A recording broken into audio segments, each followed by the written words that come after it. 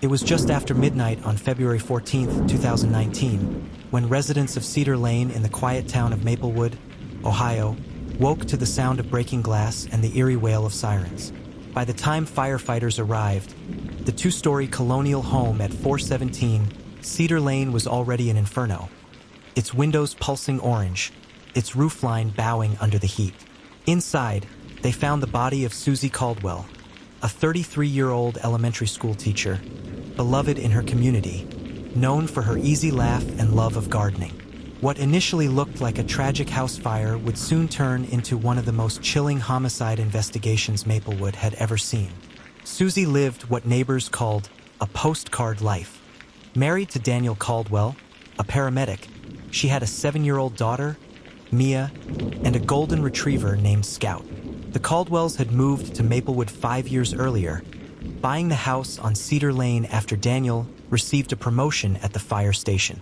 Friends described them as the picture of small-town happiness, hosting backyard barbecues, attending church on Sundays, volunteering for school fundraisers. But as one friend later said, "You never really know what happens once the doors close." The first 911 call came at 12:11 a.m. from a neighbor across the street, who reported seeing flames shooting from the kitchen window. When firefighters entered the home, they found Susy's body in the upstairs hallway. She had died of smoke inhalation, but investigators noticed something odd. Her bedroom door had been locked from the outside, and there were faint traces of accelerant on the carpet near her body. Daniel told investigators he had been on a late shift at the station that night and came home to find the house engulfed. His voice, recorded on police body cam footage, trembled as he said, "That's my wife in there. Please, please get her out." Mia had been spending the night at her grandmother's house. By pure luck or fate, she survived. At first, detectives assumed a faulty wire or unattended candle had caused the fire, but the accelerant changed everything. This was no accident. Susy's autopsy revealed bruising on her forearms and a small contusion on the back of her head. The medical examiner couldn't say for certain if she'd been unconscious before the fire started, but it was clear she hadn't moved or tried to escape once the flames reached her room. Detective Laura Benton, the lead investigator, described it as the kind of scene that whispers something ugly beneath the surface. When Daniel was told about the accelerant, his reaction was strangely muted. He nodded, exhaled, and said, "I knew something didn't feel right." In the following weeks, the investigation revealed fractures in the Caldwells' perfect marriage. Susy's friend Megan Ortiz came forward with a text exchange from just a week before the fire. "Susy, he's been distant lately. I think he's hiding something." Megan, "You think it's another woman?" Susy, "I don't know, but he's not the same man I married."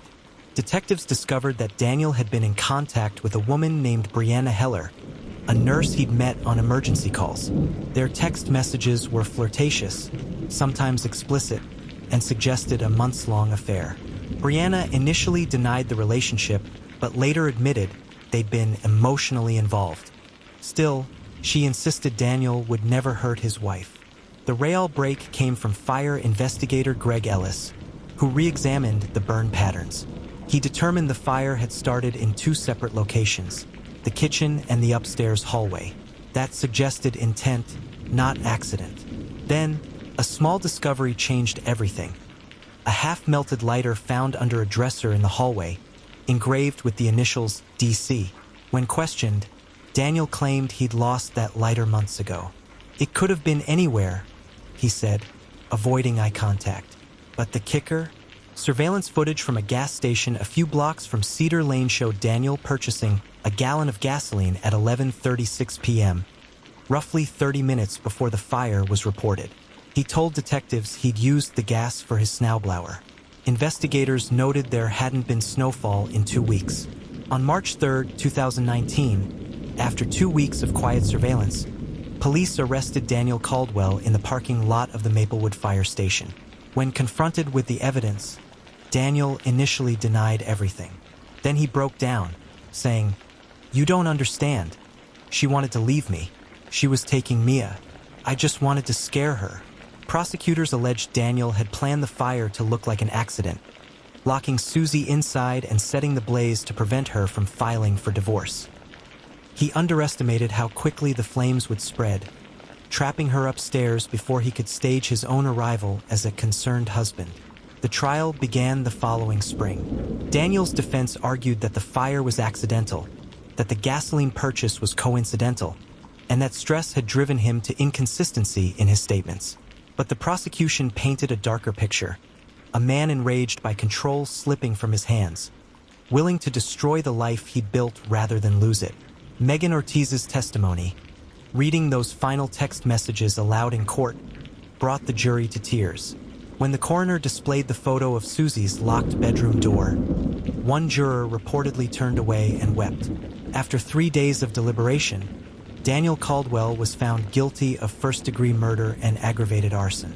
He was sentenced to life in prison without the possibility of parole. Cedar Lane never quite recovered. The charred remains of the Caldwell home were demolished later that year, replaced by an empty lot and a for sale sign that stayed untouched for months. Mia went to live with her grandmother.